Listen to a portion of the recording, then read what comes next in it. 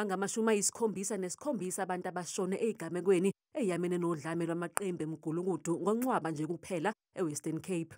Imgulukudu ebikade iboshiwe phambilini isiphuma ejele ithola sekuphethe abanye nokholele ekutheni igadle ukuze ibuyele ezikhundleni. Abanye abantu bebebanjiwe imigulukudu i-gangsters beziseleni okanye etrongweni. Sibonile into yoba zithe zaphuma zafika zingenandawo zingasenamandla ukuthi bebephethe xa bebethathwe ngela xesha. Sabona ke kunyuka udutshulwano bezama exercise i-rights zabo ukuthi bafuna baphinde baphathe kwakhona.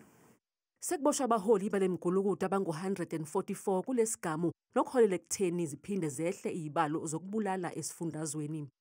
Kodwa sithe sakuba bebanjiwe ke abanye babo abafana nobantu bekuthiwa Kofabulous nabanye abalingani bakhe. Sabona ke izehlo noko zincipha ezokudutyulwa ngolahlukana zafana nangela xesha bengaphandle.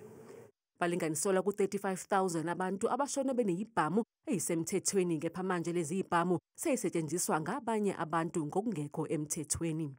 Abantu ababenemipu bathi basweleka.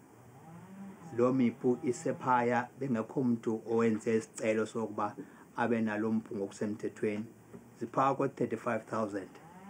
Sikhanela ke into yokokuba lo mipu iyasetyenziswa kwaphulwa imithetho kwaye izo licenses ziyasetyenziswa ekuthengeni imbumbulu. Ezinye izibhamu ezisetshenziswayo ezigamekweni zokubulala zisuke zebiwe uma kuphangwa kanti ezinye zivela kwamanye amazwe. Lezi zibalo ezidalelwe namhlanje ziza njengoba umphakathi ufuna khonjwe indlela uLieutenant General Thembisile ephathekile kanti kunengcindezi kumengameli uCyril Ramaphosa yokuba ahlonze iWestern Cape njengebhekene nenhlekelele okufanele isukunyelwe ngokusheshsha ngenxa yodlame lwamaqembu eMgulukudu.